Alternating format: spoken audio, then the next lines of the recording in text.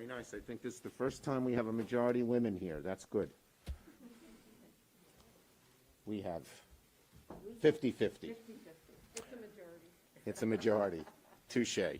Okay, good afternoon, everybody. So we just finished, our caucus just finished a really fine virtual discussion with President Biden, and Senate Democrats are committed to passing the American Rescue Plan to crush the virus, recover our economy, and deliver help to Americans who need it the most. President Biden made his pitch today to our entire caucus, and he said we need to pass this bill and pass it soon.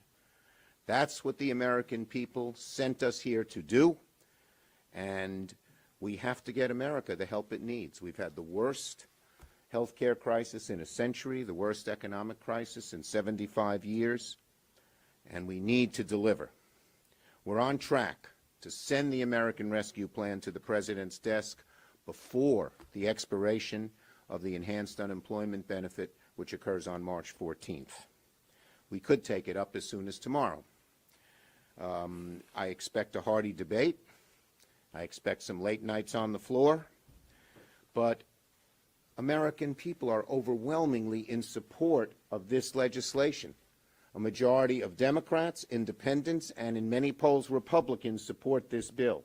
It seems the only group that doesn't support this bill are Senate Republicans and House Republicans. But the American people, including Republicans, show very strong support for this bill. And they know, and the reason is simple. We have to crush the virus. We have to get our economy back on track. We have to get Americans back to work. And we all know how the bill delivers. $1,400 in additional direct payments to struggling Americans. That's the $2,000 check that we promised, the $600 from before and the $1,400 now. It'll help our schools reopen as safely and quickly as possible. It'll help small businesses get roaring back. It'll keep teachers and firefighters and bus drivers who work for governments to continue to work. It continues the assistance for the jobless and the hungry. And it funds in a far more robust way than President Trump even contemplated distribution of life-saving vaccines, the linchpin to overcoming and ending this pandemic. Every member of our caucus, I believe, has had input into the bill we will put on the floor. We are working in concert with the President and the House, and we all know that job number one is pass this bill. So we'll begin consideration of the American Rescue Plan as early as tomorrow, and we'll have the votes we need to pass the bill. Our message to the American people is very simple. Help is on the way. And now, Senator Durbin, in his green tie. Thanks, Senator Schumer. Now that the House has done their part, we have to do ours, and we start this week. We're beginning the reconciliation ordeal, and many of you have witnessed it. As Senator Schumer said, it means many long nights and many amendments that, frankly, don't go to the heart of the issue, but are attempts to divert us into some other political question. I think our caucus is focused as it should be. We know the American people are counting on us. We don't have a day to lose. We need to put that money into buying vaccines and distributing them as quickly as possible. There should be no questions asked about that. We've got to keep our word to the American people about the second half of that $2,000 payment. We've got to make sure that those who are unemployed don't find March 14th to be a disaster day, but a day of continuity so their families can continue to be fed. This is Joe Biden's initiation. It's his centerpiece of his administration. It's his demonstration to the American people that he heard them loud and clear as he was campaigning across America. We are going to come together, face the reality of this pandemic, and put it behind us. And I think Joe Biden is going to persevere and, with our help, succeed in charting a new day for America. Senator Murray. Thank you.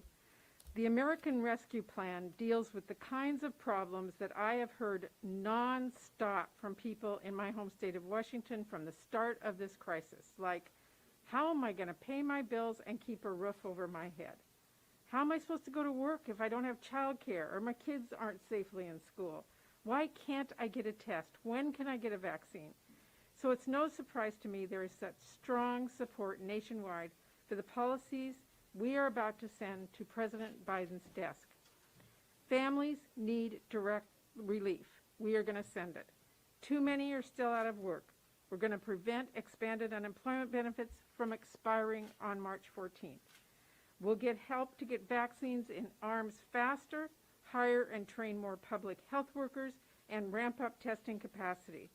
We'll invest in programs to counter the disproportionate harm COVID-19 has caused, specifically to communities of color and tribes, and expand affordable insurance to families.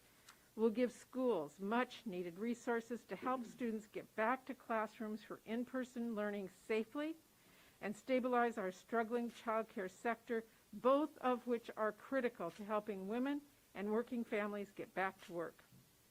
We'll support small businesses and help states keep teachers and firefighters and sanitation workers and others on the job. People support the American Rescue Plan because the American Rescue Plan supports people, workers, families, communities who know firsthand the loss and hardship of the last year. To those who are struggling, we have been listening, and we're going to tackle the public health care crisis and get our economy going again. To Republicans in Congress who insist help for workers and families, investments in safely reopening schools, speeding up vaccine distribution, and more are not necessary, who say we're somehow overstating a need. It is time to start listening to the economists and the mayors, to the governors, to the public health experts, people nationwide who want Congress to treat the COVID-19 crisis as seriously as they do, and then join us in doing what the American people have made absolutely clear they want done. Send the American Rescue Plan to President Biden's desk so families and communities can weather this storm and we can continue the work ahead to bring back our economy in a way that is stronger and fairer than ever.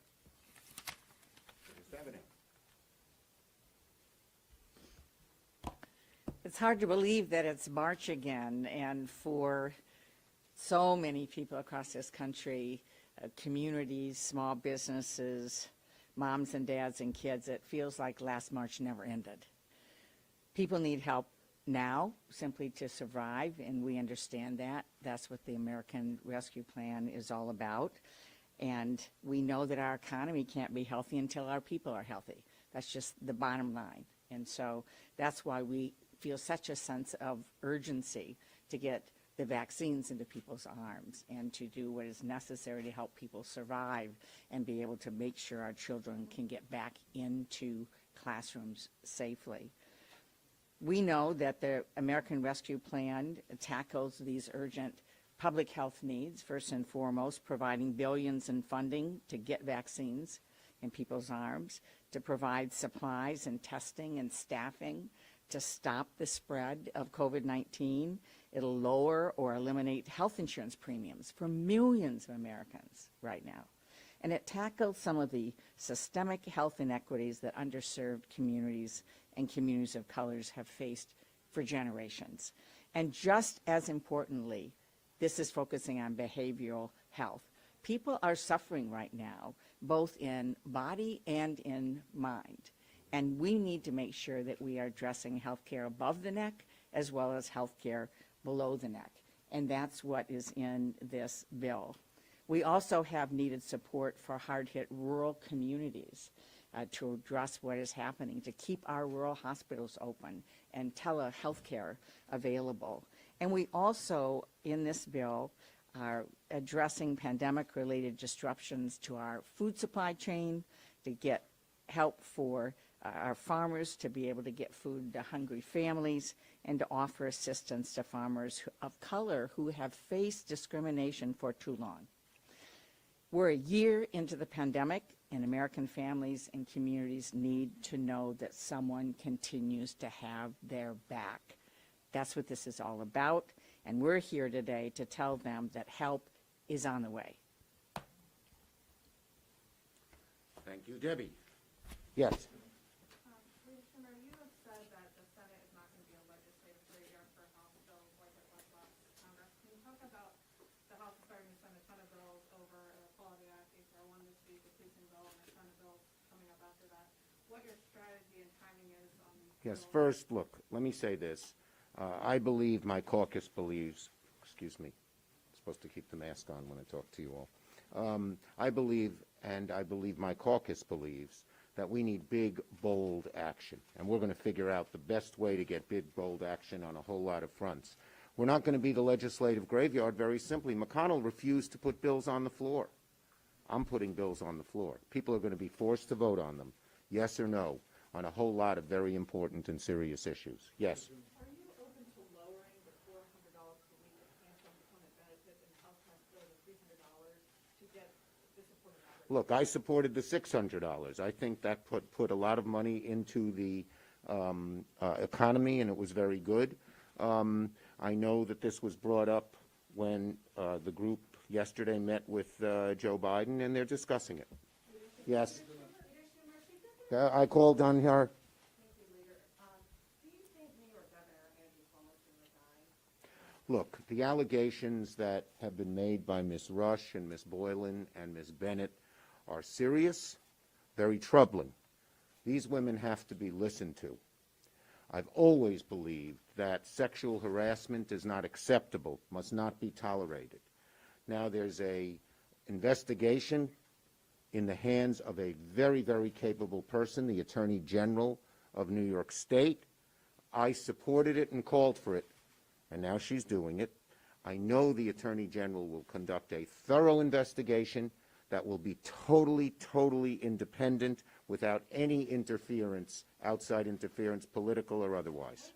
You're next. In 2017, when Senator Al Franken allegations were made against him, you personally called for him to resign, and those necessarily weren't fully investigated before you called for the resignation. So what's the difference here?